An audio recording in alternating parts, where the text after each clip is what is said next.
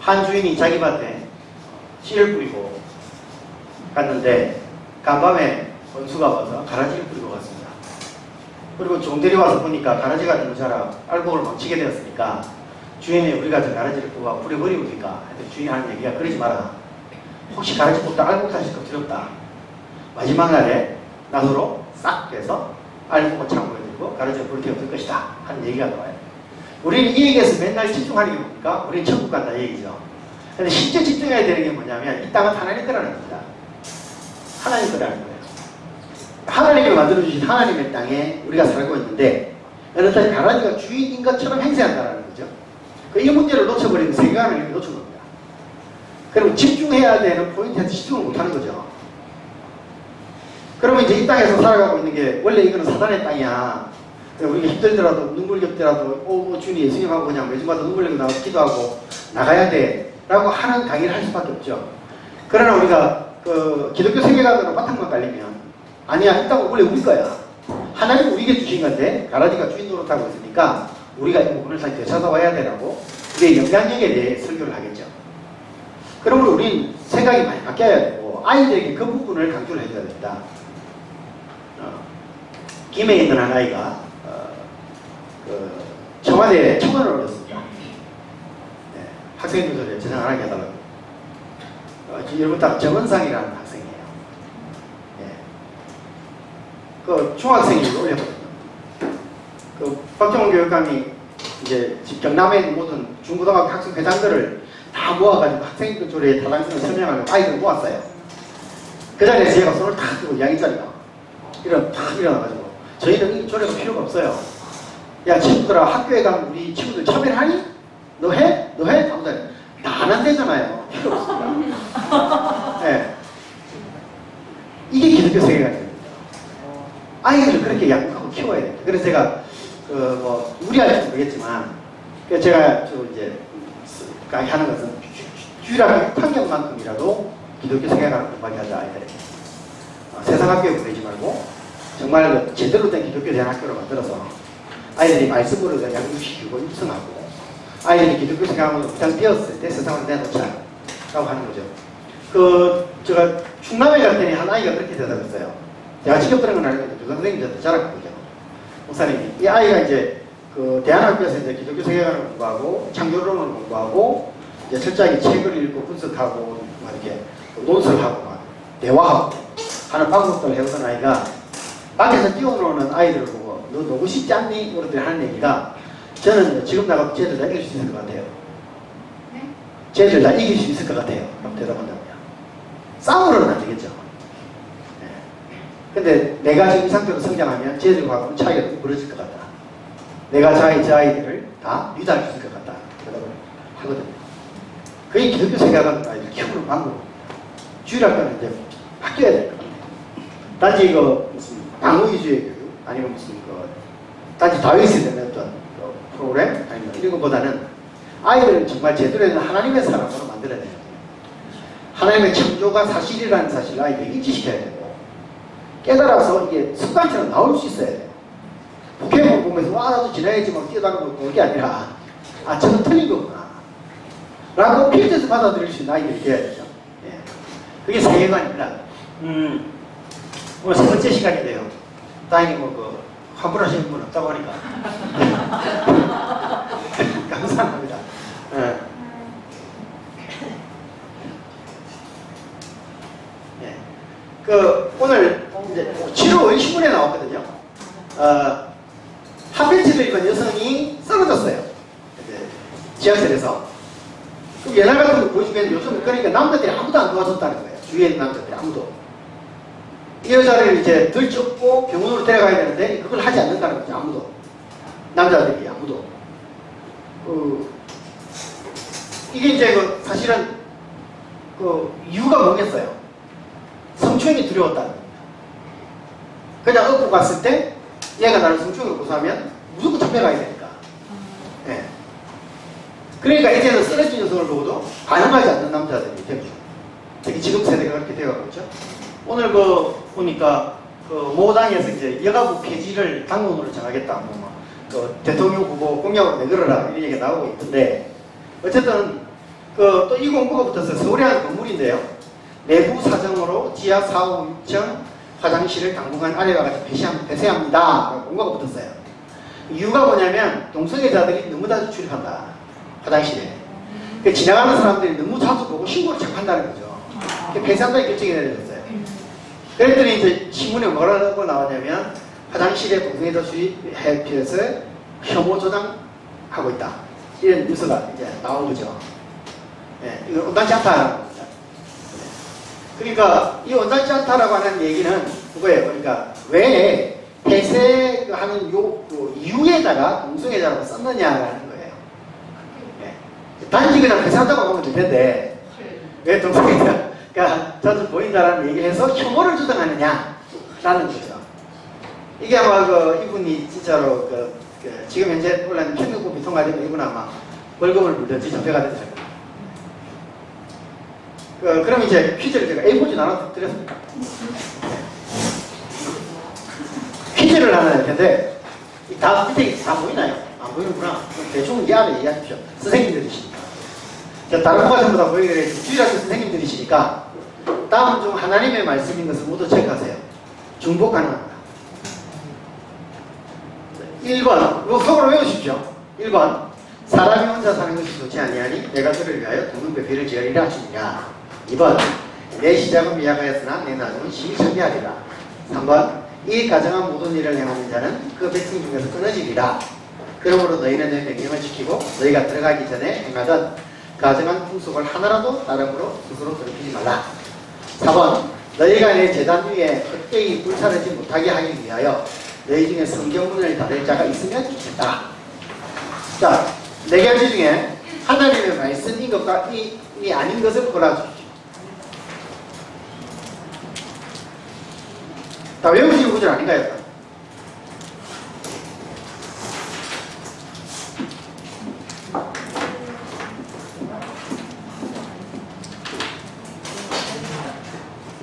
다 고르셨습니까? 그럼 이제 퀴즈. 4개 다 하나님의 말씀입니다. 손 들어주십시오. 자, 그럼 3개가 하나님의 말씀입니다. 감사합니다. 하나, 둘, 셋, 넷, 5번. 2개가 하나님의 말씀입니다. 한 분. 1개가 하나님의 말씀입니다. 한 분. 자, 없다.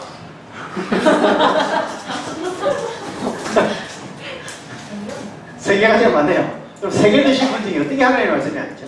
2번. 2번. 아, 지점을 예리하시네. 1번이 창세기 2장 18절입니다. 2번이 욥기 8장입니다. 근데 이게 바로 소한 사람 빌다시한 얘기입니다. 네. 하나님 말씀 얘기 아닙니다.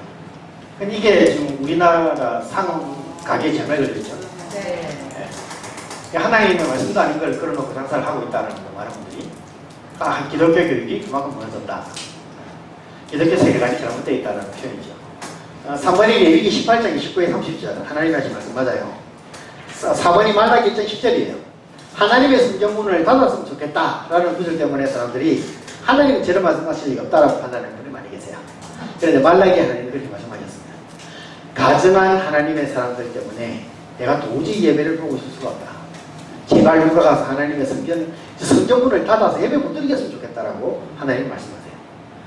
그러니까 진짜 하나님 예배 드릴 수 있는 사람이 모이는 곳이 하나님의 예배지, 그렇지 않은 사람이 모이는 것은 하나님조차도 오기를 싫어하신다 라는 얘기입니다. 앞으로 이제 집에 가셔서 혹시 욥기 8장 누가 붙여놓은 거 있습니다. 띄십시오. 저는 제일 먼저 제가 저희 개척하면서 교회 했던 일이 이겁니다. 신방 가가지고 이거 내리는 일을 제일 먼저 했어요.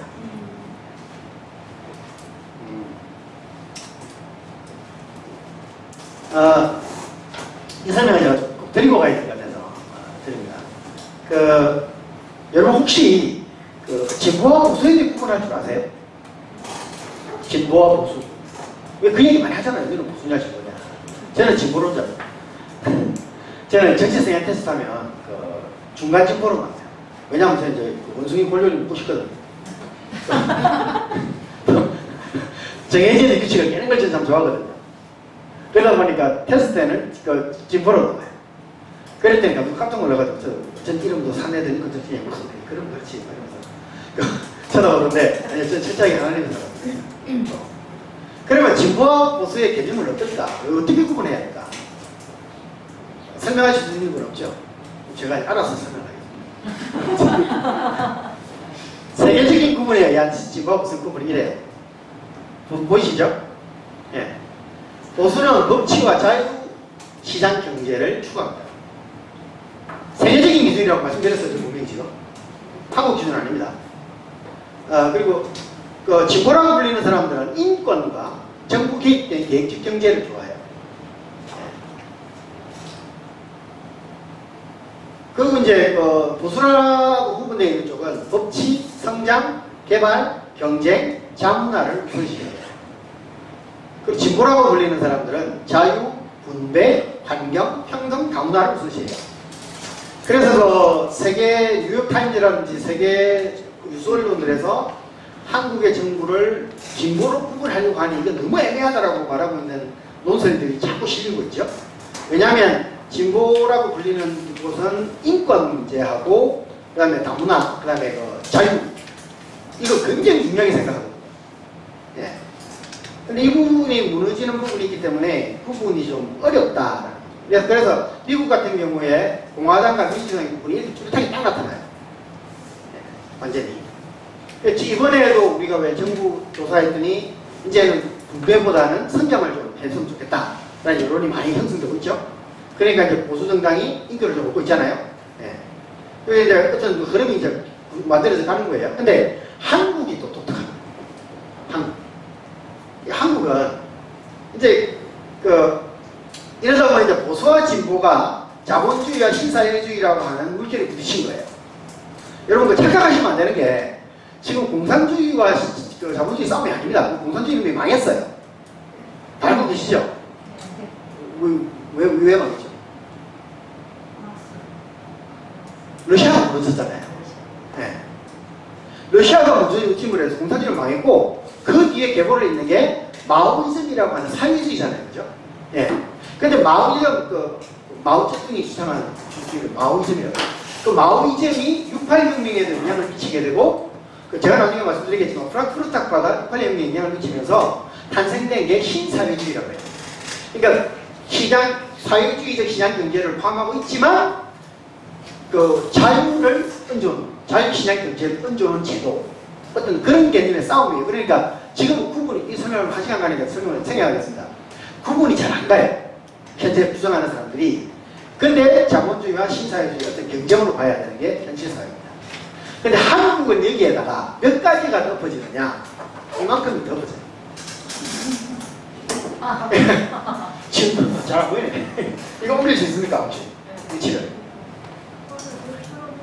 제가 옮겨볼게요. 되네. 옮겨지는구나. 감사합니다. 네.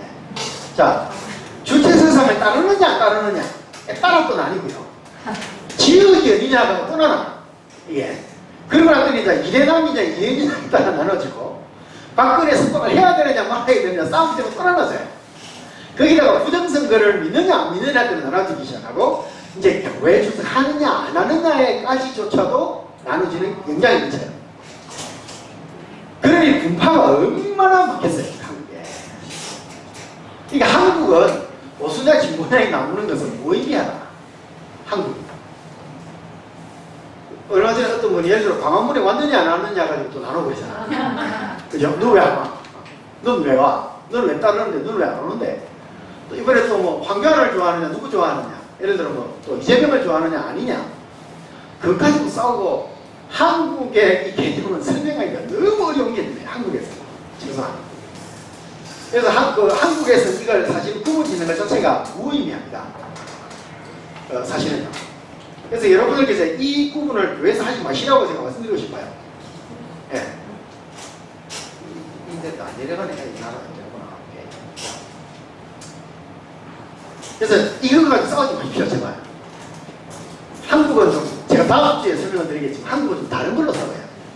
항상 우리가 크리스찬이야. 교회 안에서는 진보가 진보, 그러니까 구분도 못하면서 그렇지 강화문 나오면 보수, 안 나오면 진보. 예를 들어 뭐 교회 다니면 보수, 안 다니면 진보. 전라도 살면 진보, 기능사람 보수. 이게 나는 의미가 없다고요. 대통령이 전라도 사람, 경상도 사람인데 의미가 없어요. 지금 동영상을 전라도 부르시는데 까비시잖아. 의미가 없다니까요. 이런 구분은 의미가 없어요. 전혀. 그러니까 좀 다른 구분으로 의미를 지읍시다. 자, 한번 해보신 겁니다.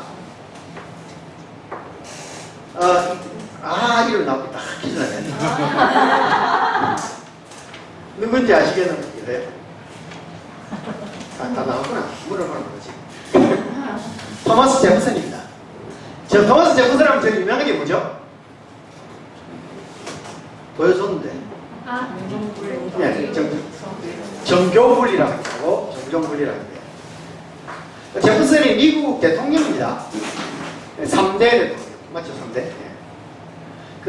여러분 지금 뮤지컬 좋아하시는 분 계세요? 알렉산더 해밀턴이라는 뮤지컬 보셨습니까? 지금 난리 났잖아요, 미국에서. 보시는군요. 알렉산더 해밀턴 한 번은 보여주십시오, 아이들. 그런데 계속 보는 건 좋지 않습니다. 왜냐하면 제퍼슨이 이제 하나님을 잘 믿는 사람이었거든요. 예의에 대한 재조명이 이루어지면서 알렉산더 해밀턴이라고 하는 제퍼슨과의 경쟁 관계에 있는 인물이 있었어요. 이 친구를 이제 부각시키기 위한, 이건 논 크리스찬입니다, 이 친구는.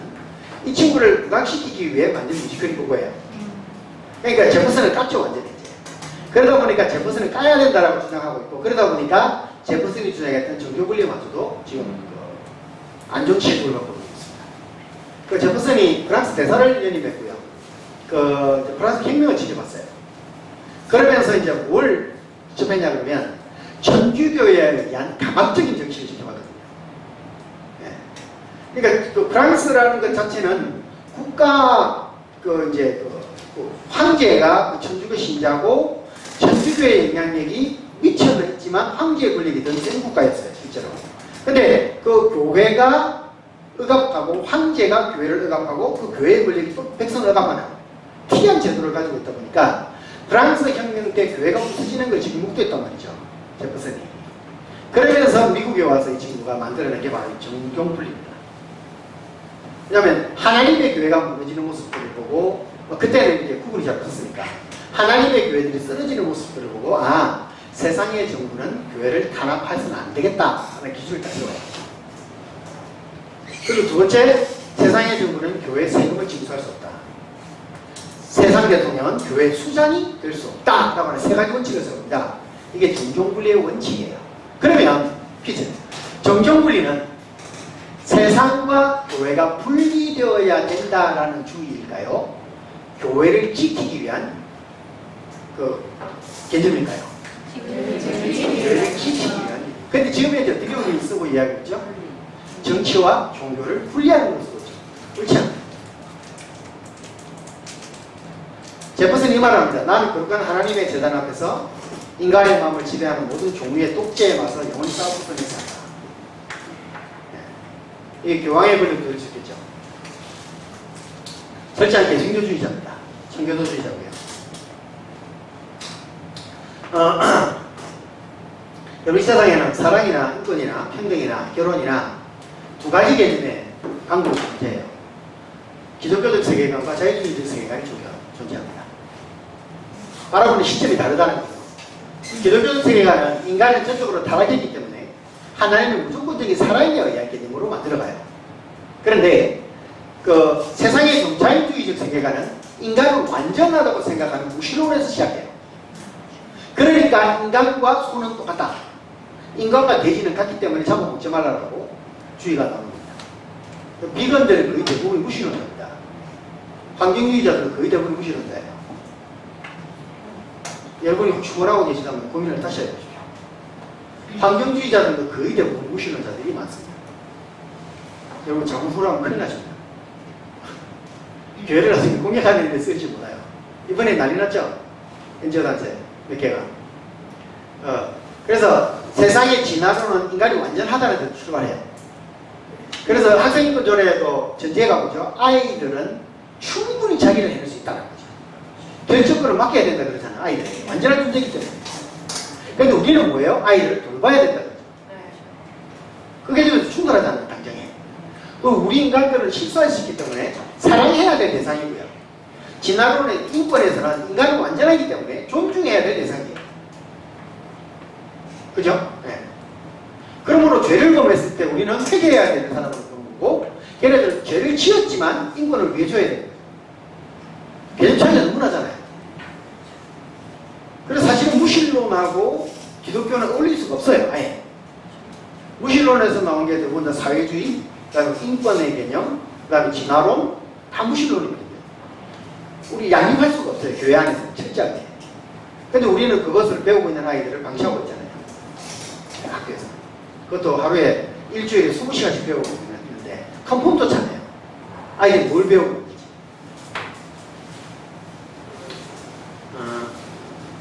출애굽기 19장 5절 제가 제일 좋아하는 말씀입니다.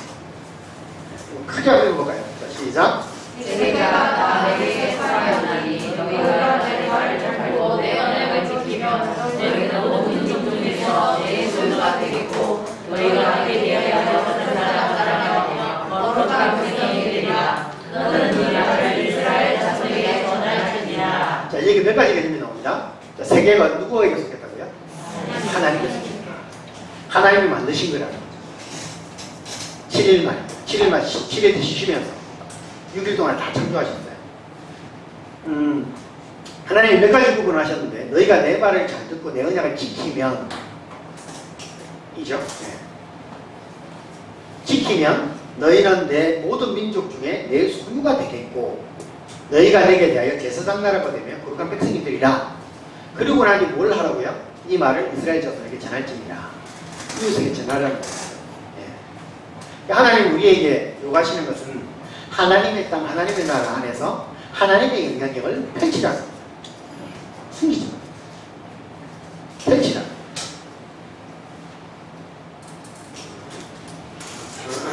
또 이렇게 말씀하셨어요. 여러분 우리 왜 그런 얘기 있잖아요. 옛날에 왜 꿈을 꿨더만 하늘에 별이 너무 빛나가지고 아들을 낳았더니 아들이 영웅이 됐다 이러면서. 그거 믿으셔야 됩니다.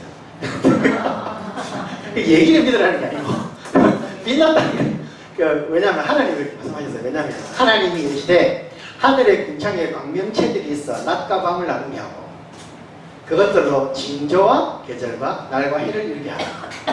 또 광명체들이 하늘의 궁창에 있어 땅에 비추라 하시니 그대로 됩니다. 하나님이 온 우주 전체를 만드신 이유가 뭐라고요? 징조를 보이시기 위해서. 뭔가 우리가 보이고 싶은 게 있었던 거예요. 하나님이 천지를 쫙 지으시고요. 별들을 하나님 하늘에 다시고 인간들에게 그냥 저것 좀 봐라 하고 천지 창조를 딱 인간을 감추면서 스타트를 딱 시키시니까 별들이 확 돌기 시작해요. 지구가 돌기 시작하고 천체가 움직이기 시작하고 그게 일정한 주기가 되면 특이한 현상들로 나타나게 해놓으셨다.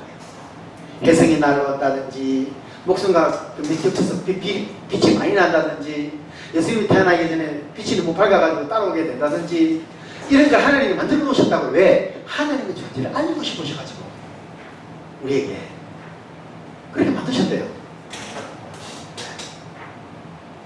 안 믿는 분이 계시더라고요. 우리 하나님 써놓으셨어요. 하나님 이거 제 말도 아니고 하나님 쓰셨어요. 직접. 네. 이제 본론으로 들어갑니다. 제가 서론이었고요. 지루해하지 마시고 이게 사실 이 설명하려면 4-5시간 넘게 걸리는데 최대한 빨리 됐습니다. 예수님께서 돌아가시고 난 다음에 12제자의 시대를 우리가 사도시대라고 그러잖아요. 그렇죠? 네. 사도시대에 하나님이 가장 크게 역사하셨던 게 뭐죠? 성령의 계시. 어떤 폭풍 같은 능력. 그죠? 그리고 속사도 시대가 사도들의 제자는 속사도라 그러거든요. 속사도 시대에 들면서 무슨 문제가 생겼어요? 사도들이 다 죽는 거예요. 그러니까 예수님을 직접 본 사람들이 다 죽어나가기 시작하니까 위기를 느꼈어요. 이거 어떻게 하면 되지? 그러니까 뭘 해야 돼요? 기록을 남겨야 되죠. 그게 뭡니까? 성경. 예. 기록을 남기기 시작했어요. 그 기록을 남기고 난 뒤에 그 속사도의 제자를 교부라 그러거든요. 그 교부를 우리가 교부철학이라고 배웠잖아요. 중세 교부철학. 기억나시죠? 시험 문제 나왔습니다. 교부철학. 네. 중세 교구시대라 그래요. 얘네들이 그 성경을 많이 기록되어 있는 성경들을 추려내기 시작하고 따르기 시작하고 또 비나가서 이단이 내기도 하고 필테내고 변증도 생기고 싸우기도 하고 하면서 중세 철학이 발달을 하거든요. 이게 그게 중세 철학사입니다. 네, 철학사인데 그렇게 발달하고 있는 중에 로마 카톨릭에서 이제 교회가 만들어지기 시작하고 형식이 갖추어지고 그룹이 되고 리더들이 생기고 성직자가 생기고 하니까 교황 위주의 어떤 시스템이 돌아가기 시작하니까 뭐가 발생하겠습니까? 권력에 그냥 부패가 일어나기 시작합니다. 교회가. 하나님이 말라기에 뭐라고 하셨어요? 아까 누가 성전문 좀 달아들었으면 좋겠다. 내가 이 성전에 갈 수가 없어. 예배드리는데 가보니까 너무 힘들어. 그러니까 누가 그 성전문 좀 닫아줘. 아무도 안 오게 해줘. 오히려 예배드리러 오는 게 나한테는 괴로움이야. 하나님 말씀하시는 거예요. 하나님이 믿어 없으니까 또 큰 타락으로 이어지고, 이 타락 때문에 아주 적적으로 다루면 뭐가 발생하죠? 면죄부 같은 게 발생하잖아요. 어느 정도로 타락했는지 제가 설명을 많이 드려야 되는데 다 드릴 수가 없어서 요것만 가져왔습니다. 여러분 그 교회가 동로마 서로마로 나눠서 역사 잘 아시는 분은 아시죠? 무슨 말이지? 동방교회가 서방교회로 쪼개지거든요. 교회가. 네. 이것은 좀 논리가 어렵기 때문에 제가 일단 간략하게 설명을 드립니다. 동교회와 서교회가 나누어져요. 여러분 보세요. 히브리 사람들은 하나님 한 분이라고 믿었어요. 한 분. 근데 헬라의 세상은 다신론이죠. 그리스 로마 신화 이거 있잖아요. 네. 지식에 제가 수준을 낮추겠습니다. 그리스 로마 신화 보셨죠? 신들이 많아요, 적어요? 많아요. 너무 많아요. 절대신 제우스 밑에 누구 있어요? 포세이돈도 있고, 막 하이디스도 있고, 막 헤라도 있고, 너무 많잖아요. 근데 그 신들이 제우스에 의해서 같이 어떤 그룹을 만들어 나가죠. 그러니까 다신론이에요. 헬라. 근데 헬라 문화에서는 다신론이 인정이 되는데 히브리에서 인정이 안 돼요. 하나님은 유일하신 하나님 한 분이죠. 그러니까 예수님이 하나님의 아들이라고 하니까 믿을 수가 있어요, 없어요? 믿을 수가 없어요. 한 분이신 하나님의 아들이지. 이거 신성모독이야, 이거. 말이 안 되는 거예요. 그러니까 삼위일체 교리가 어디에 먹히겠어요? 헬라에 먹히는데 여기는 안 먹히는 거죠. 이해가 되시죠? 더 어렵게 설명하면 복잡해지니까 여기까지. 그러니까 교리가 나눠지겠습니까? 합쳐지겠습니까? 자꾸 나눠지네. 그래서 크게 나눠지게 동방교회와 서방교회로 나눠집니다. 이게 동로마 제국, 서로마 제국 이런 부분이 돼요. 어쨌든 간에 뭐 겹치는 게 많이 복잡하게 들어가지만 간단하게 설명드리는 겁니다. 근데 이 서방교회가 외부의 치력으로 인해 멸망을 합니다. 서방교회가. 유럽이. 근데 동방인은 콘스탄티노플을 중심으로 한 동로마 제국은 1000년의 역사를 자랑하거든요. 근데 이 서방이 무너지기까지 폐허가 될 때까지 이 동로마는 돕질 않아요. 같은 교회들도. 그 정도로 사랑이 식었다. 그러고 나니까 다시 서로마의 교회가 생기기 시작하고 부흥하기 시작하니까 그 이슬람 교도의 강력한 침입에 의해서 동로마 제국이 멸망하거든요. 콘스탄티노플이. 그때 마지막 멸망하는 그 순간까지도 서로마 제국은 동로마를 돕지 않습니다. 같은 교회가 편지를 몇 번을 보냈어요. 우리를 도와달라. 이슬람이 치도록 우리를 다 죽이고자 한다. 하나님의 이름으로 도와달라고 교황한테 편지를 보냈지만 로마의 교황은 그 일에 대해 눈을 닫아버립니다. 그러니까 동로마가 지금 어떻게 돼 있죠? 다? 이슬람 국가가 다 돼 있잖아요. 거기서 나온 전설이 바로 그 유명한 드라큘라 전설. 마지막까지 이슬람과 맞서 싸웠던 사람. 거기 무슨 전설을 드라큘라 전설 거기서 나왔어요. 오케이? 콜. 제가 제일 빨리 가능하게. 예. 그러다 보니 이 교회, 이곳에 하나님이 진노하시겠죠. 그러니까 몽골족의 침입이 이어지고 흑사병이 유럽 전체를 휩쓸어서 유럽 인구의 3명 중에 1명이 죽어나가기 시작합니다. 너무나 무서운 전쟁이었어요. 근데 웃긴 게 흑사병의 발원지는 우리 아시아 쪽이거든요. 몽골 애들이 이렇게 공격을 하다 보니까 흑사병이 퍼졌어. 근데 몽골 애들이 안 퍼져, 희한하게. 그러니까 흑사병이 퍼지니까 유럽 애들이 도망을 막 가거든요. 서물거리 하고. 그러니까 로마 애들이, 몽골 애들이 어떻게 했냐면 투석기에다가 흑사병들이 소를 실어가지고 성으로 쐈어요. 이렇게. 그러니까 사람들이 저를 소가 날라오니까 웬 소? 툭 떨어지니까 이제 아치는 나지만 계속 소니까 치워놨다고요. 거기서 흑사병이 들기 시작해 사람이 죽어나가 있어요. 손이 썩기 시작하니까 거기서 배를 타고 온 유럽으로 도망을 나가는 거야. 그래가 유럽 전체가 한 방에 확 뜰거예요. 근데 우리는 살았잖아요. 같은 견인데도 불구하고. 그러니까 유럽은 3명 중에 1명이 죽어나가는 비극을 겪습니다. 이건 우리가 함부로 말할 수 있는 게 아니에요. 교회가 교회다운 일을 못하면 이렇게 되는 겁니다. 자, 결론부터 말씀드리면 여러분 따라해 보십시오. 교회가 썩어서 악취가 나면 괴물이 탄생한다. 꼭 기억해 보십시오. 동방교회, 서방교회 단지 뭐가 하나 때문에 교리 하나 틀리다 서로 뚝질하는 하나님 화내시기만 하죠.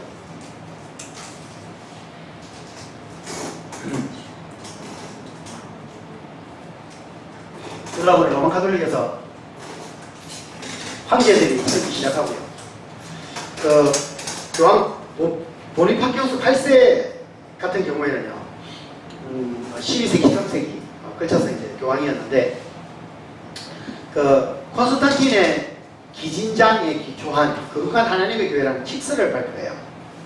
교회를 공부하기 시작합니다. 교황이 절대의 권위를 자랑한다. 교황은 일반 사람하고 틀리다. 교회는 하나님이 주신 두 개의 금이 있는데, 하나는 세상의 금이고 하나는 교회의 금인데, 이 두 개를 다 교황이 쥐고 있다. 그러므로 교황은 세상보다 우월한 존재다라는 것을 발표한 기록의 책이에요. 근데 이것도 조작이다. 무슨 그만큼 교황의 권위를 세우기 위해서 타락해 간다는 거죠. 그러니까 교황의 권위 하나 때문에 로마서 12장에 있는 두 개의 금에 대해 기록되어 있는 문서조차도 조작을 했네요. 교황이 그 정도. 그러다 보니까 이제 19세기 말에 이 성베드로 성당이 누가 계신 데죠? 교황께서 기록하고 계신 성전이죠. 이 성베드로 성당을 짓기 위해서 돈이 필요하니까 이 어마어마한 돈을 모으기 위해 만든 게 바로 면죄부입니다. 면죄부를 대량으로 판매하기 시작해요. 그런데 프랑스 같은 경우에는 왕의 권력이 강했습니다. 그러다 보니까 그 사제들이 이 면죄부를 많이 팔지 못했는데 독일 같은 경우에는 엄청나게 팔았어요. 면죄부를. 네. 왕금보다 성직자의 권위가 더 셌거든요. 이게 뭔지 아세요? 이게 지금까지 보관되어 있는 면죄부입니다. 네. 이거 하나 받으면 제가 면해지는 거예요. 죽은 사람한테도 면죄준다고 그랬어요. 그러니까 돈을 내면 죽은 사람도 천국으로 갈 수 있는 거죠. 그러니까 이 사람이 지었던 죄를 이제 듣고, 니는 얼마를 내라. 종이를 써주는 거죠. 이 사람한테 내서 선생에 죄가 없다. 천국으로 간다.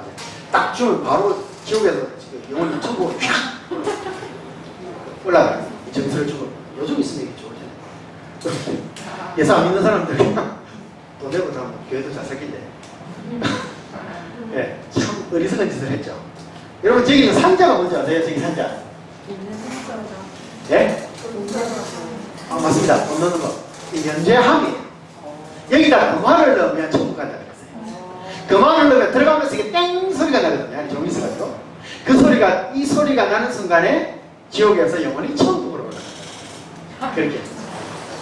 특히나, 그 성자들의 유물이나, 그 성자들의 어떤 그 유해, 성자들이 써둔 물건들을 사면, 예를 들어 뭐, 베드로의 엄지손가락을 사면 뭐 300년이 감해지고, 이런 것도 있어요. 그 정도로 타락했어요. 성자의, 그래, 지금 제일 인기 있는 게 예수님의 면류관 조각. 그것도 다 쪼개가지고 팔고요. 근데 웃긴 게 그 다 모으면 외국보다 큽니다. 예수님이 직접 지신 십자가 조각이라고 해가지고 이제 있거든요. 저는 누가 만지지 못하게 하던데 요만한 거예요. 그걸 다 모으면 11억보다 크대잖아. 뭐가 지금 보이지는 아직 아무도 모릅니다. 예, 그걸로 이제 예를 들어 우리 조상님이 300개 적었는데 그거 사면 300년이 감해지니까 연옥에서 300년 있는 걸 강해가 지우고 나간다. 이 정도로 타락을 했다. 이 정도 되면 뭐가 나오겠습니까? 교회가 타락하면 괴물이 괴물이 나온다. 나온다. 많이 좀 늦네요. 예. 그러다 보니까 뭐가 나왔겠어요? 뭐가 나왔겠습니까? 예. 확 넘어갔네 보니까. 아 주여 죄송합니다. 뭐가 나왔겠어요? 종교개혁이 나왔죠. 드디어 루트가 95개 전에 방금 이것도 뭐냐면 진위 논란이 많이 일어나고 있는 건 사실이지만 어쨌든 방방문을 이제 탁 가톨릭 교회 타락과 현실에 대해서 탁 써가지고 1517년 10월 31일 날 10월의 마지막 밤에 딱 성당에 붙여놓고 나하고 논쟁하자. 이게 옳은가? 외치면서 방방문을 붙인 그것을 시작으로 개혁운동이 일어납니다. 근데 이게 참 놀라운 역사가 일어났는데요. 여러분, 자, 여러분 역사 시험 공부를 해보겠습니다. 자, 전 세계적으로 최초의 금속 인쇄기를 개발한 사람은 누구일까요? 코페르니쿠스. 와, 예? 코텐브레크. 와, 역시 코페르니쿠스하고 장수. 예, 그건 똑똑하시네. 감사합니다. 자, 종교개혁이 일어난 그 순간에 인쇄기가 개발된 거예요. 근데 이 사람은 인쇄기를 시험을 해봐야 되잖아. 근데 성경을 찍으려고 보니까 신성모독이야. 그 전까지 성경은 사람이 기록해야 됐어요. 사제들이. 근데 성기관들이 써야 됐어요. 그 여자가 쓰면 절대 안 돼요. 누가 또 차별이라. 남자 사제들이 다 쓴다고요, 그걸. 그러니까 인쇄기를 하려면 그거가 안 돼. 그러니까 인쇄할 거 없나? 그래서 책도 그때 막 종교서적 아니면 또 태우고 이랬으니까 찾다 보니까 아니 루트에 방방문이 딱 들어오죠. 이걸 대량으로 인쇄해가지고 전율을 살펴보고 그게 종교계의 출발점이 됐어요. 그래, 루트가요 잡혀가는 그날에 자기는 잡혀가 죽는 줄 알았어요. 그래가지고 내주는 강한 성이 그 찬양을 부르면서 잡혀갔어요. 근데 가는 곳마다 루트로 환호하기 시작해요. 그걸 다 읽어봤다 사람들이. 빠방문을 자기는 그냥 붙여놓고 끝냈는데 어떻게 읽었냐 했더니 하나님의 은혜라 인생이가 개발해. 놀랍지 않습니까? 놀랍지 않아요? 이게 종교개혁이 시작됐을 때 전 유럽이 난리가 났었어요. 이제 드디어 제대로 된 하나님을 예배할 수 있다. 썩고 부패한 종교가 아니라 제대로 된 하나님을 예배하는 사람이 나타났으니까 우리는 살았다 라고 환호를 했다고요. 그래서 가장 예수를 마음에 드는 국가가 어디겠습니까? 종교계에서 성공한 국가다. 독일. 왜 독일이에요? 면제부를 제일 많이 팔아봤으니까. 이게 그 이자가 또 누가 또 도망갔죠? 켈빈이 프랑스에 있다가 독일로 도망오고 그 네덜란드에 쩌빙거리가 나오기 시작하고 종교개혁이 분리도 일어나기 시작하면서 독일의 98%가 개신교로 바뀌기 시작해요.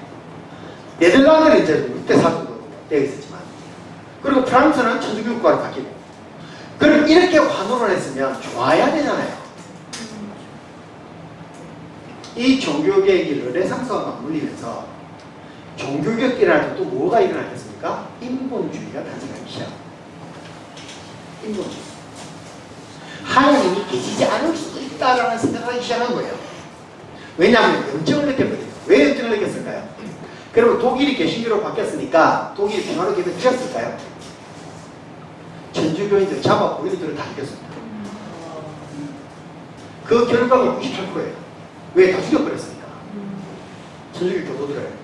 프랑스에는 어떻게 해요? 개신교로 고인들을 잡아 죽여요. 네덜란드는 하루가 바뀌어. 정권이 바뀌면 다 잡아 죽여요. 계속 바뀌어요. 이게 하나님의 나라에서 예배하는 예배가 아니라 단지 상대 종교의 사람을 잡아 죽이기 위한 몸처럼 변해가는 거예요. 그 속에서도 순교자들의 피가 엄청나게 흘렀죠. 우리가 많이 알고 있으면 수많은 순교자들이 나와요. 이 사실이 접하고 나니까 여기에 염증을 느끼는 하나님은 계시지 않다라고 주장하기 시작한 사람이 나들이 나오기 시작합니다. 그게 할아버지 찰스 로버트 다윈부터 시작해서 진화론자들이 나오기 시작해요. 아, 인간이 만들어진 게 아니라 하나님이 창조하신 게 아니라 자연에 의해서 나왔을 수도 있겠구나라는 생각을 한 거예요. 왜냐하면 하나님이 계시지 않다라는 데서 출발하기 시작하니까. 왜? 돌아가는 거 보니까 안 계실 것 같거든. 하나님의 사랑이 나오고 하나님의 느낌이 나와야 되는데 나오질 않아요. 어디를 봐도 안 돼요. 사람들을 잡아 죽이고 마녀사냥하기 시작하고 화염하기 시작하고 불태워 죽이고 마녀를 시험하는 데는 물에 빠뜨려 본대요. 그래가 살아나오면 마녀고 죽으면 사람이에요. 하나님의 사람인지 아닌지 구분하려면 불속을 지나가게 된대요. 안 타고 나오면 하나님의 사람이고 타 죽으면 사람이에요. 이를 벌렸다고. 이게 중세예요. 이게 뭐가 되겠어요? 야, 아브라함이 그 사이로 지나갔는데 살았지 않느냐. 너희도 하나님 사람이 될 거 아니야. 지나가봐. 타 죽으니까. 그러니까 저봐라. 타 죽지. 저게 뭐 하나님의 사람이야.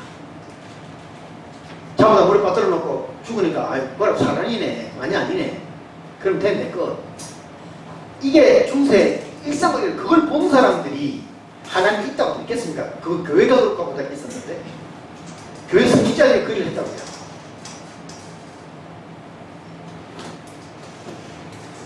참 이게 참담하죠. 참담해요. 그리고 진화론이 나와서 전 유럽을 휩쓸기 시작합니다. 할아버지 다윈 밑에 잘 자라던 손자 다윈이 1859년에 종의 기원이라는 책을 쓰기 시작해요. 전 유럽이 이 책에 열광을 합니다. 이게 정답이다. 하나님이 안 계신 게 맞았구나. 우리는 진화한 게 맞았어. 묻지도 따지지도 않고 묻기 시작해요. 사람들이. 그럼 하나님 화가 나시겠어요? 안 나시겠어요? 그때 발발한 게 기독교 98%로 자라가는 독일에 의해서 일어난 1차 세계대전이에요. 여러분, 하나의 개신교를 그렇게 잘 믿고 있다는 독일이 일으킨 전쟁을 보고 하나님이 살아계시다고 믿겠습니까? 그러니 독일에 있는 신학자들조차 이걸 믿기 시작해요. 그러니까 1919년 세계 1차 대전이 끝난 아이고 3.1절이었잖아요. 왜 빨리 외우면 돼? 아이고 3.1절. 1919년 3월 1일 3.1절. 대한민국 만세. 오케이? 자, 1919년에 수많은 일들이 일어났는데 그 중에 3.1절 운동도 일어났지만 한 가지가 일어난 게 뭐냐면 칼 바르트의 로마 수석이 있어요. 독일에서요. 이게 자유주의 신학의 출발점이었어요. 한 농촌에 있던 칼 바르트라고 목사 하나가 성경 속에 있는 신화적인 내용을 다 빼자. 왜? 하나님이 계시지 않으니까. 교훈만 되새겨 살면 되지 않느냐 라는 논점에서 로마서를 집필하기 시작해요. 성경은 무한 게 아니야. 성경은 잘못된 게 너무 많아. 어떻게 사람이 물을 걸어? 이거 빼. 봉사를 뛰었다고 말도 안 돼. 빼. 하나님이 유성을 하면서 내렸다고 말도 안 돼. 이거 빼. 이게 신화야. 다 빼. 그러고 나니 남는 단어라고는 내 이웃을 내 몸과 같이 사랑하라 밖에 안 남아요. 그러니까 기독교의 본질은 이웃을 사랑하는 거다. 그러므로 기독교가 폭발적인 전도를 강압적으로 하는 전도는 사랑이 없는 거다 라고 결론을 내려요. 그게 자유주의 신학이 시작이에요. 이게 독일 교회가 환호하기 시작해요. 맞아. 하나님이 살아계셔서 하시는 게 아니야. 하나님이 살아계시면 어떻게 전쟁을 일어나게 하셔. 유럽 인구 수천만이 죽었는데 어떻게 흑사병이 일어나게 하시지? 말이 안 되는 거야. 이게 교회가 지휘를 못해서 일어나는 일들이에요. 그래도 교회가 정신을 못 차립니다. 그러니까 무슨 일이 일어났냐. 세계 최초의 유물론 사관을 가진 국가가 탄생하기 시작합니다. 그게 바로 러시아예요. 여러분, 러시아도 기독교인가 90%가 넘었다는 거 아시죠? 지금도 러시아 정교회는 위용을 자랑하고 있습니다. 러시아에 가시면요, 러시아 정교회 사제가 텔레비에 나와가지고 여러분 러시아인입니까? 그럼 러시아 정교회로 오십시오 라고 광고를 합니다. 기독교 선교사들이 폭발적으로 들어가서 선교가 엄청나게 일어났거든요. 그 사이에서도 이 사람들은 러시아 정교회를 믿으라고 강조를 했어요. 그 공산주의가 되고 나서도 러시아 정교회에서 주는 얘들 세례를 받았습니다. 얘네들은요. 어릴 때. 그 정도로 러시아 정교회를 뿌리 깊어요. 동방기독교 중에 하나거든요. 러시아 정교회가. 이 러시아 정교회가 얼마나 타락했느냐면요. 이제 사제라든지 영주들이 추우니까 러시아는 이렇게 사냥을 가다가 너무 추우면 민가를 들어가 발이 시리다는 이유로 사람 배를 갈라거든요. 배 속에 사람 발을 놓고 데울 정도였대요. 이게 하나님의 사람들이라고 하는 사람들이 하는 행동이에요. 아이를 잡아다 그냥 데려가요. 종으로 삼겠다고. 이게 가능한 국가였어요. 그러니 노동자 폭동이 일어나죠. 그러니까 공산주의자들이 자기들에 맞는 무신론주의를 펼쳐도 제일 잘 먹혀들었죠. 이것을 계기로 해서 러시아가 공산화되기 시작합니다. 극심한 가난의 일사예요. 국가 자체가. 왜냐하면 위에서는 다 뜯어먹고 밑에서는 생산하지 않고 1차 대전이 일어나면서 거기다가 전쟁비를 다 보내버렸으니 남는 게 뭐가 있겠어요. 그래 1917년에 공산주의 폭동이 일어나고 왕실이 정복되고 급진파가 소련 공산당으로 변하기 시작하고 레닌과 그 인자였던 트로츠키가 이 폭동을 주도하고 정권을 장악하기 시작합니다. 그러면서 국가가 양분시대로 접어들어요. 수도는 공산당이 되고요. 지방은 공산당을 반대하는 왕가 세력이 장악하는 체제로 변해갑니다. 그래서 미국과 영국이 돕는 왕가 세력과 공산주의 세력 간의 전쟁이 일어나요. 처음에는 왕가가 유리했죠. 근데 여러분 아시겠지만 아무리 유리해도 썩고 부패하고 빈들면 국민들은 마음을 떠나게 되었습니다. 그죠? 아무리 명분이 좋아도 안 돼요. 그러다가 드디어 볼셰비키 혁명이 일어나기 시작합니다. 레닌에 대해서. 이게 실제적인 공산주의 국가의 탄생을 앞장섭니다.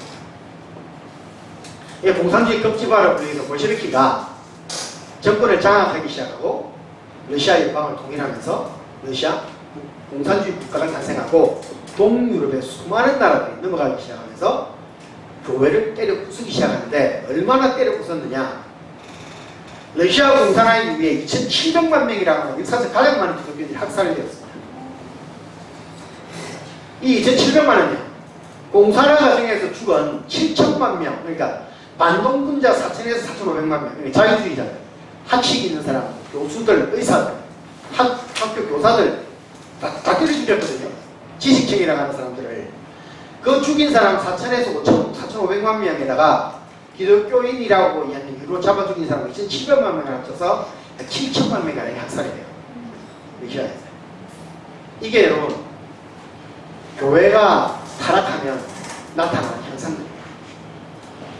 지금 교회가 그냥 쓰는다고 되는 게 아니라 썼다가 부패하면 뭐가 나온다고요? 괴물이 나와요.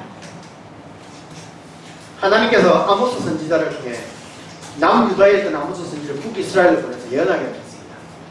이스라엘 들으라, 두로야 들으라, 너는 못됐고 참 못됐고 아람아 들으라, 너도 못됐고 뭐야 들으라, 너도 못됐고 뭐야 들으라, 못됐고 사람들이 와 예언을 했어요. 네 친구다. 그랬더니 결론을 한 얘기가 북이스라엘 너희는 들으라. 그리고 나서 한 7, 8장을 두드려패요. 그랬더니 사람들이 아모스 때려 죽이려고 깃발을 들었어요.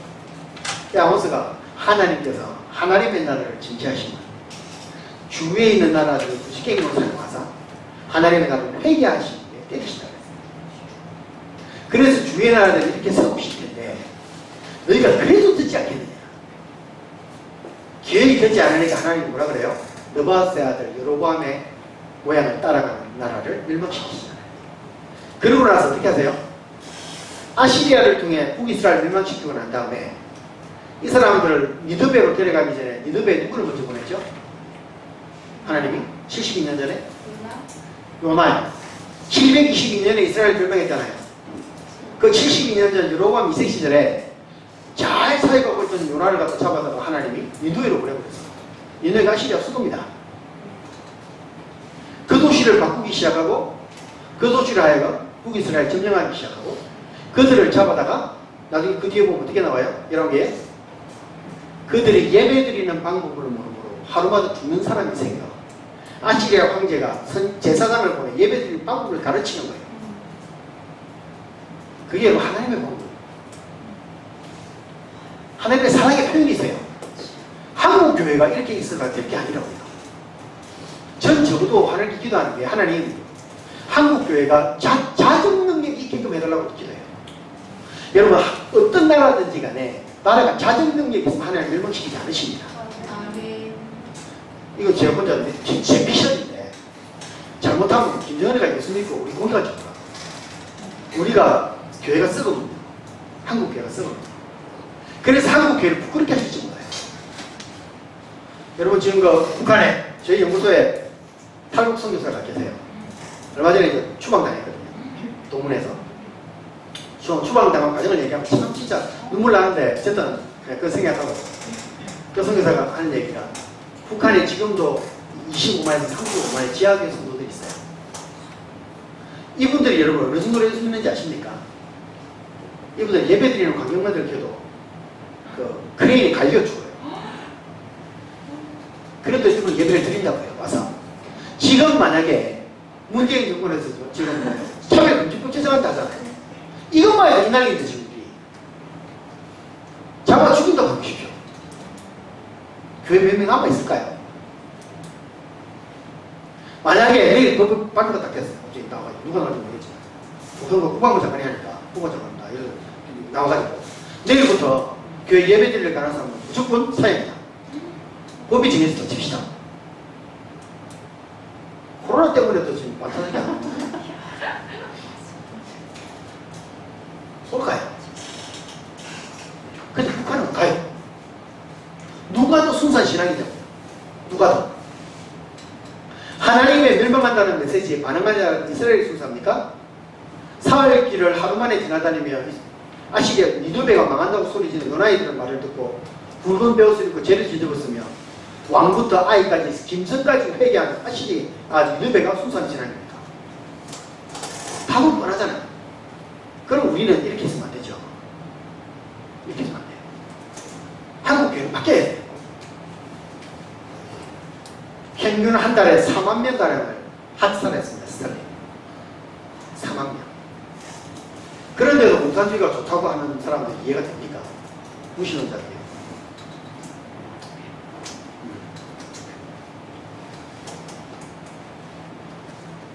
이때로부터 시작해서 드디어 전 유럽이 유물론자들의 전성기가 시작됩니다. 미국까지 영향을 미쳐요. 유물론자들이 시그몬드 프로이드가 대표적인 유물론자입니다. 무신론자고요. 전 세계에 있는 신기하게 거장이라고 부르는 사람이 딱 두 개가 있죠. 첫째 유물론의 프로이드, 그 다음에 하나님을 믿는 융 아세요? 칼 융. 네.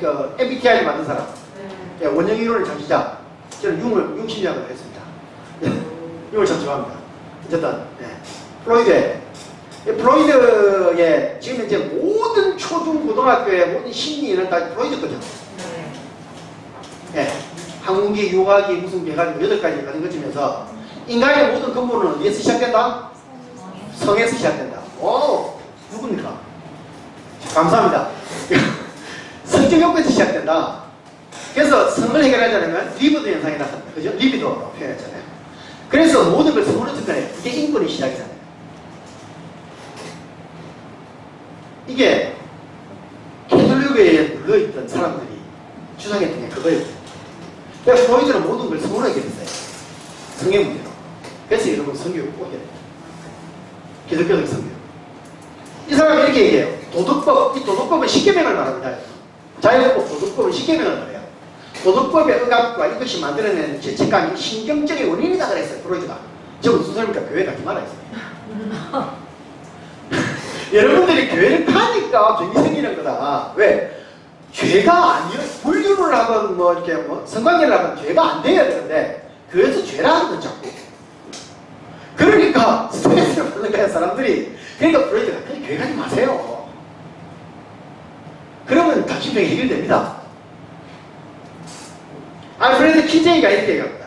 성적 표현은 인간의 본성을 종교와 도덕의 억압에서부터 구원하는 수단이다.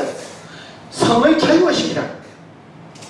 그러니까 결혼 안에서만 성관계가 아니라 자유로운 성관계가 이루어져야만 모든 사람들이 종교와 도덕으로부터 구원받을 수 있다 주장하는 거죠.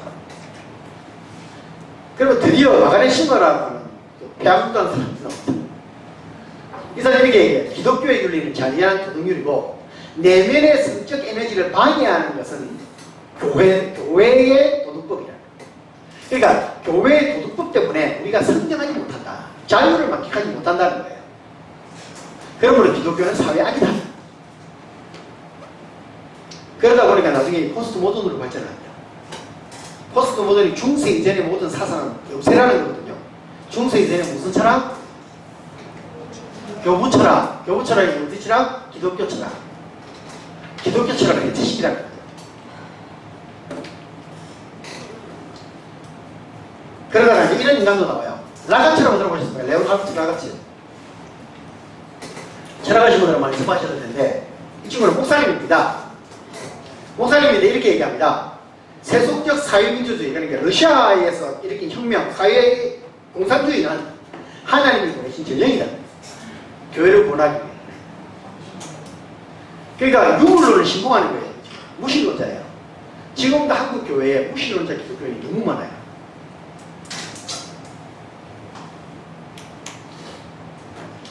자유민주주의를 공산주의 혁명으로 바꾸는 진보의 필수적인 조건은 자유민주주의의 모태인 교회를 무너뜨리는 것이다. 이게 교회가 무너져가는 기초가 됩니다. 여러분 프랑크푸르트 하면 뭐가 제일 먼저 생각나죠? 쫀쫀해요 빠방 소세지. 네. 우리 아들 한번 정도 소세지하고 프랑크푸르트 소세지 유명하죠? 프랑크푸르트에는 소세지만큼 유명한 게 하나가 되어 있습니다. 축구도 말고 말고 프랑크푸르트 핫팝입니다. 혹시 들어보셨습니까? 프랑크푸르트 핫팝? 아유 어느 분이 손 잠깐만 아까 대답을 들어만 잠깐 봤어요. 네 감사합니다. 설명을 안 시킬게. 프랑크푸르트 핫팝이 이렇게 유명해요. 이 친구들이 미국 사회에 미친 영향을 막게 하거든요. 네. 그 왜 유명하냐면 프랑크푸르트 핫팝은 처음에 이제 마르크스 레닌주의를 신봉했던 학자들이에요. 그러니까 그 자유로운 시장 경제가 빈부격차를 낳기 시작하고 가난한 자는 가난해지고 부자는 또 부자가 돼요.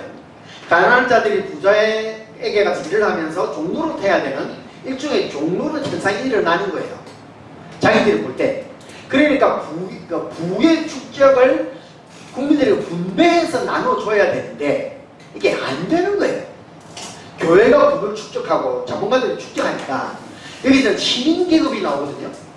일을 해서 이제 르네상스가 일어나면서 기술을 가진 사람들이 일을 하기 시작하고 그 일을 한 물건들이 팔리기 시작하고 그 잘 만든 물건들이 팔리기 시작하니까 그 사람들이 부를 쌓기 시작하면서 시민계급이 탄생하고 이 시민계급이 귀족층을 능가하기 시작하는 거예요. 이제 그러니까 귀족들이 억압받기 시작하고 밑에서 볼 때는 기술 없는 사람들은 와 쟤들 왜 이렇게 돈을 잘 벌지?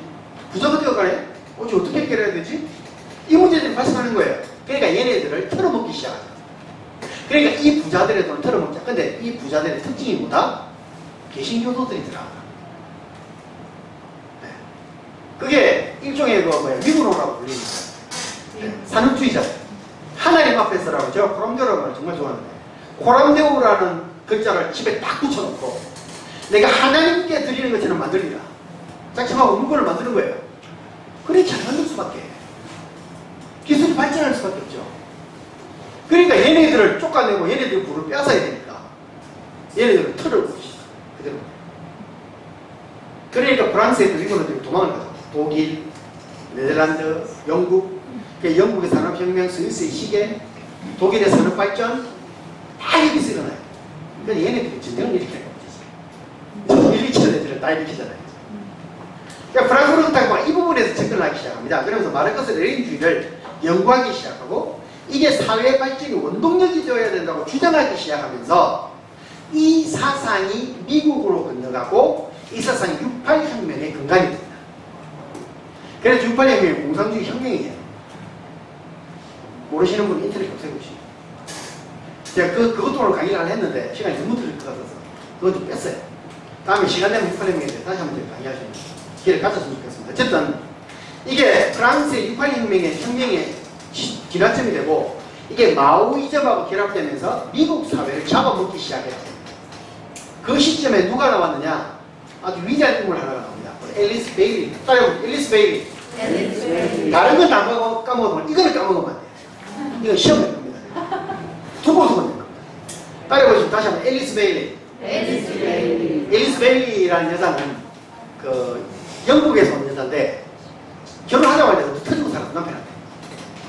얼마나 맞았던지 혼자 미국으로 도망을 가요. 그것을 또 맞아. 그래서 30대 이 여성 혼자가 글도 모르고 아무것도 몰랐는데 이 여자가 신지학회를 접하기 시작해요. 그러니까 기독교 학파가 아니라 사단 숭배 모임이에요. 거기에서 이 여자가 갑자기 눈을 뻑 뜨기 시작하면서 글도 배우고요. 책들을 읽기 시작하면서 영안이 떠 있는 건지 무슨 폭발한 거지. 갑자기 이 여자가 전 미국의 중심이 되기 시작해요. 글도 배운 적이 없는 교육을 받아본 적이 없는 30대 여성이 신지학회를 장악하기 시작합니다. 그러면서 사단 숭배의 지도자가 돼요. 이거 사단의 능력이라고 어쨌든 간에. 그러니까 이 여자가 왜 그러면 중요하냐? 기독교를 대체할 수 있는 가치관을 만들자라고 주장해요. 네. 그리고 그러면서 한 얘기가 자 노인들은 안 바뀐다. 노인들은 버리고 아이들을 공략하자라고 말하기 시작하고 그때부터 미국 사회 아이들을 향한 공략이 시작됩니다. 근데 이게 하필이면 누구와 만났냐? 존 F 케네디가 만나요. 이게 딱 시기가. 그때 반전주의 일어나고 히피족들 뛰어다니고 여러분 포레스트 검프 보셨죠? 그 뉴욕 그 탑업에서 그 노래 막 부르면 여자 부르니까 깜깜해서 물리로 뛰어가고 막 하잖아요. 장면이 막 그게 이 시대예요. 네. 하나님을 떠나 사는 사람들, 히피족, 사단교회주의자들, 복주족. 미국에 대량 양산되기 시작해요. 이 여자가 얼마나 대단하냐면 여러분 뭐 들어보시면 알겠지만 삼각명사법이라고 아십니까? 저만 믿으시죠? 한 여자 나오는 거 드라마. 예. 과외 선생님 나오고 있잖아요. 왜? 스카이캐슬. 그리고 뭐가 그 아저씨 하나가 집에 뭐 갖다 놓고 있어요? 피라미드. 예. 삼각명사. 그걸 만든 게 얘는. 네. 그리고 코스코라고 하는 명상법. 여러분 들어보셨어요? 코스코라는 거? 코스코 음악, 그 명상음악 있잖아요. 사단주의를 신봉한다는. 예. 그 음악에 원료가 되고. 그 다음에 기계를 만들고, 뉴에이지 운동의 거의 선봉주자입니다. 이 여자가. 보통 여인이 아닙니다. 그리고 또, 뭘 또 했냐면, 책을 갖다가 몇십 권을 썼는데요. 그 책이 다 베스트셀러예요. 네. 대단하지 않습니까? 그걸 하나 모르는 30대 여성이 그것도 남편한테 얻어맞은 또 살다가 갑자기 공부를 하더니 30대 초반 여성도 손 한 번 더 30대 중반 여성도 손 한 번 30대 여성도 손 한 번 잠깐만 들어봐요. 여러분 할 수 있습니다. 앨리스 베일리가 했거든요. 최선 대전이시잖아요. 중고등에서 국조자 할 수 있어요. 자, 말해놓고 내가 참 부럽다. 그리고 UFO 단체를 만든 라엘리안주의도 만들었어요. 라엘리안. 그리고 또 태양 신정교단과 UFO의 연결고 영향을 막대한 영향을 미쳤고요. 이제 쭉쭉 넘어갈게요. 그리고 신이 또 WCC 종교통합운동도 구해주셨습니다. 그리고 정신요법과 치유법에 대한 영향도 썼고요. 비전점 성술, 왜냐면 12개 별자리로 보는 문서 있죠.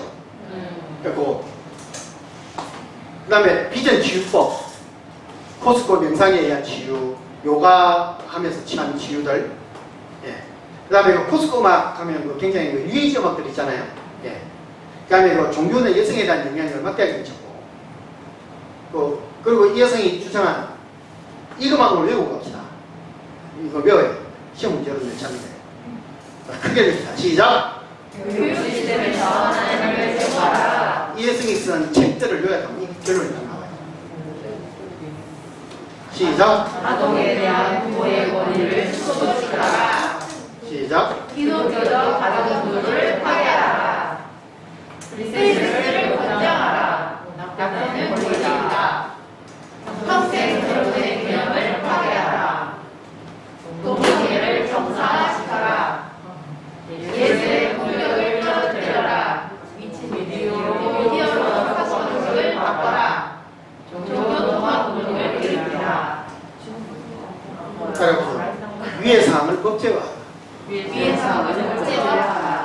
여러분 뭔가 비슷하지 않아요? 이게 여러분 그 공산주의 사상하고 비슷하고요. 교회를 무너뜨리기 위한 무신론자들의 방법이 여기서 다 끝납니다. 학생인권 조례가 왜 나오는지 이유를 아시겠죠? 왜 갑자기 어느 순간에 예술이 형이상 예술로 바뀌었는지 아시겠어요? 정상적인 그림을 그리는 예술이 아니라 이해 못하는 그림들이 예술이 되기 시작해요.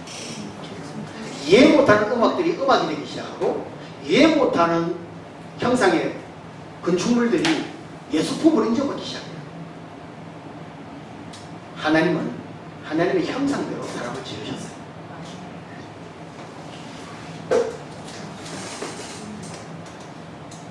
이때 나타난 후신수령이 바로 존 F 케네디입니다. 존 F 케네디 이전과 존 F 케네디 이후로 미국 정치는 나눠요. 존 F 케네디 이전은 공화당 정치 시대고요. 케네디 이후에는 민주당 정치 시대입니다. 지금은 민주당 정치 시대예요. 레이건 대통령 하나 빼고는. 어쨌든 공화당 정치 시절에 공화당이 미국 대통령을 거의 다 장악했고 크리스찬이 아니면 대통령이 될 수가 없는 시대였어요. 그런데 최초의 캐톨릭 대통령이 됐어요. 근데 공화당을 이기기 위해서 수많은 대통령 후보를 아무리 내봐야 이길 수가 없어. 왜 이길 수 없는가를 연구했더니 미국 공화당기에 북장로가 버티고 있더라고요. 미국 북장로가 남침내 교단하고. 그래 이길 수가 없어요. 무슨 짓을 해도 교회는 용서해줘. 또 찍어줘야지. 또 찍어줘야지. 교회 편 탔거든요. 여러분들 하는 게. 그래서 존 F 케네디가 쓴 방법이 뭐냐. 바로 이 사람들을 찾아가기 시작합니다. 하나님의 반대편에 서 있는 사람들, 인권주의자들, 자유주의자들, 히피족들, 에스 베일리 같은 사람들, 이 사람들이 전폭적인 지지로 존 F 케네디가 당선입니다. 그리고 존 F 케네디가 제일 처음에 한 일이 뭔지 아세요? 미국 교과서 제일 앞 뒤에 있던 사도신경 중동 10개명 없애버립니다. 있었어요, 미국 교과서에. 이걸 없애버려요. 체포를 없앱니다. 종교 자유라는 기독교를 못 가르치게 해요. 역차별적 종교의 자유를 선포합니다. 탈기독교 운동을 일으키죠. 아직도 존 F 케네디가 위대한 대통령을 생각하는 분 많이 계시죠.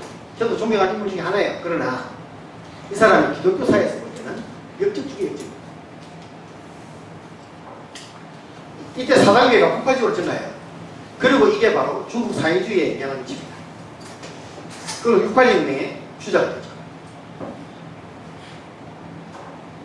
여러분 이번에 그 도쿄올림픽에 남자 선수가 여자 종목에 출전을 합니다.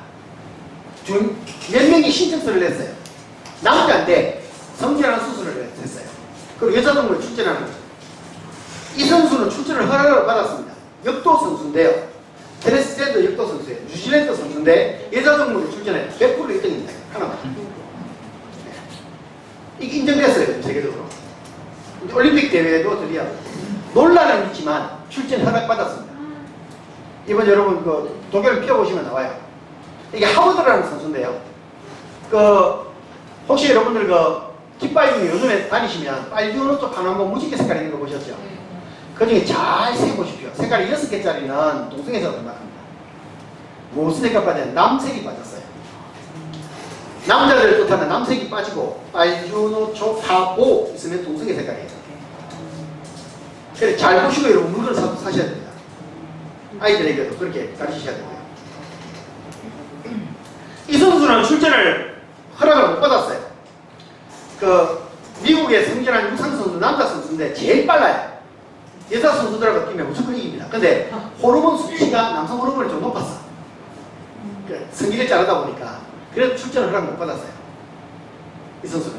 이 선수 때문에 논란이 됐습니다. 그래서 지금 그 소수자들이 출전시키라고 난립니다. 이 선수가. 대모하고 난리가 났어요. 여러분 이거 하고 제가 좀 정리를 할게요. 이 장면 보면 여러분 무슨 생각이 드십니까? 신부님들이 아이를 지금 보고 사진 찍은 걸 보이시죠? 이게 캐나다에서 찍은 사진이에요.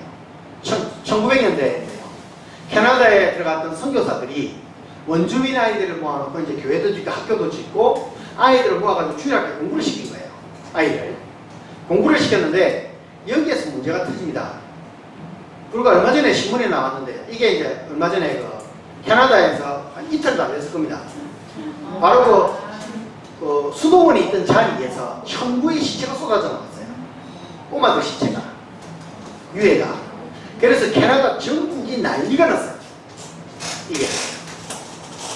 여러분 뉴스를 보셨죠? 보신 분 계세요? 네. 신문을 보고 살아요. 천구의 시체가 쏟아져 나왔어요. 수도원 자리에서. 그래서 그럼 이게 뭐가 문제냐? 뭐가 문제냐?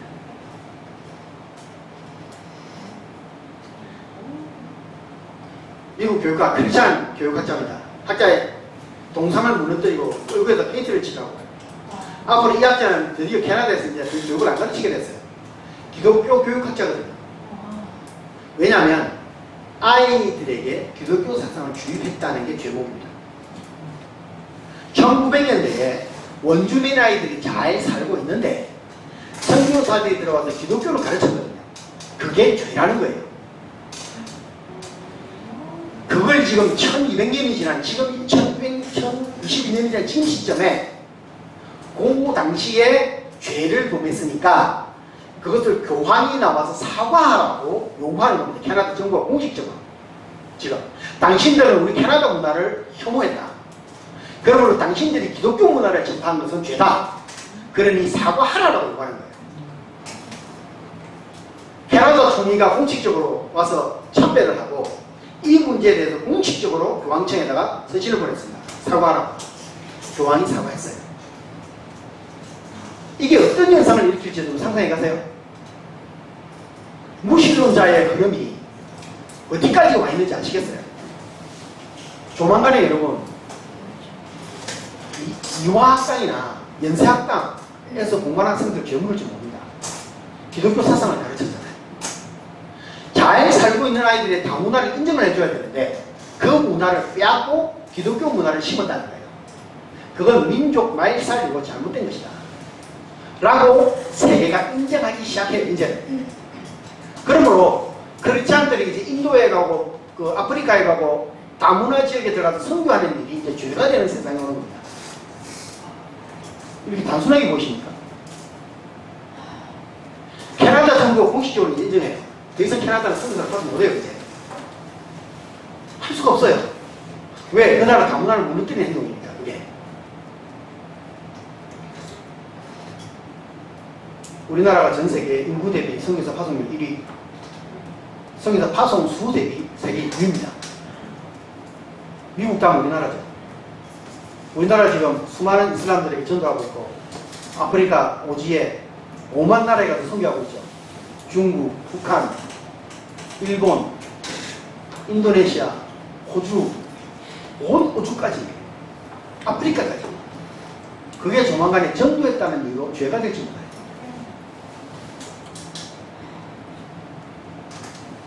여러분은 지금 이 시대에 살고 계신 건데 지금까지 안 들으셨을 뿐이에요. 아니 나와 상관이 없어요. 여러분 세상에 정체성이 이렇게 흘러오고 있다고요. 기독교를 말살시키기 위해서. 우리가 그냥 있어야 될까요? 제가 그럴 수 없다고 봅니다. 그러니까 한국에서도 이런 데모를 해요. 선수자들의 자긍심 중인 사회주의자들도 지지 연대합니다. 차별을 무조건 제공해주세요. 이거 우리 아들이 보내온 사진입니다. 이번에 학교에, 다음 주에 보여주잖아요. 학교에 실렸어요. 남자가 여자가라는 단어를 사람이로 바꾸래요. 이건 문화에 맞지 않다고요.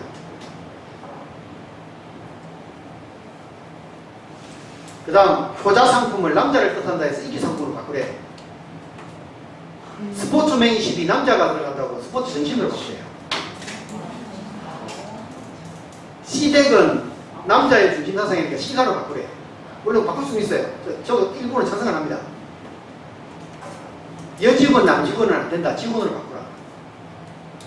아버님, 어머님 안녕하십니까? 부모님 안녕하십니까? 이건 말이 안 된다. 사람 이로 바꾸라. 학부모 1, 학부모 2로 바꾸라는 거예요. 지금 학교에서 지금 그런 아이들에게 보여주는 거, 중학생들에게 보여주는 거예요. 이게 지금. 이게 창원에 있는 발림중학교에서 바로 보여주는 겁니다. 예. 진주에도 이런 학교 있을 거예요. 찾아보세요. 이거 여가부에 사는 거니까 100% 있을 거예요. 이런 일을 하고 있어요. 실제로. 보세요. 뽀로로가 남성 중심의 애니메이션이기 때문에 바꾸라는 거예요. 뽀로로가. 뽀로로에 등장하는 대부분 캐릭터는 남자다. 장난스럽고 용감하며 학구적이고 호기심이 많다. 또 듬직한 포비가 있고. 근데 여자아이들은 분홍색을 입고 있어서 여자를 뜻한다. 이 여자 펭귄은 항상 소심하고 요리를 잘하고 이걸 공주놀이를 좋아하는 아이고 단정지었다. 예. 그러므로 바꾸라는 거죠. 그랬더니 시즌3에서 나오는 여자 캐릭터 패티 수달 핑크 수달 얘는 요리도 못하고 운동신경이 좋으면 남자 캐릭터에 비해 용감하다는 설정이지만 여전히 분홍색에서 벗어나지 못했으므로 바꾸라는 거예요. 애니메이션 바꾸래요. 그래서 이게 성차별을 배제하고자 함이 아닌 성차별 논란과 관련된 비판을 상쇄하기 위한 시도로 보여지는 것이기 때문에 아쉬움이지 않을 수 없다. 그러면 애니메이션 바꿔서는 좋겠다. 아이들에게 교육하고 있습니다. 이게 사회의 흐름이에요. 여러분 그 하나님께서 천지를 창조하실 때 수많은 것들을 창조하셨지만 하나님 정말 마음에 들어 하신 게 남자와 여자를 만드시면 안 되잖아요. 그리고 하나님은 가정을 만드셨죠. 그런데 그걸 깨부수라고 말하는 겁니다. 세상은 우리에게죠. 하나님이 만드시면서 없애라고 얘기를 해요. 그런데 그 시절에 주일학교 교사하고 있는 우리가 아이들에게 단 15분 가르치는 걸 끝낸다고 하면 우리 죄는 어떻게 감당해야 될까 고민해 보셔야 됩니다. 우리 아이들에게 정말 하나님의 사람으로 키워내야 되잖아요. 얘네들 우리보다 더 먼 세상을 살아갈 텐데 이제는. 성경 계시록에 보면 정말 어려운 세대를 살아야 되잖아요. 살아내야 된다고 하는 표현이 좋겠죠. 살아내야 되는 아이들에게 이런 교육을 하고 있는 수많은 나라들에서 하나님 안 계시다고 가르치고 있고 하나님 아니라고 가르치고 하나님의 창조가 거짓말이라고 가르치는 시대를 살고 있는 우리가 우리 아이들을 방치해서는 과연 가능할까? 여러분 아이들에게 철저하게 창조를 가르치십시오. 성경은 뭐라고 하냐면 아이를 가르칠 만하게 가르치라. 회초리를 들어서라도 가르치라. 생각이 굳어지기 시작하면 누구도 갖고 있어요.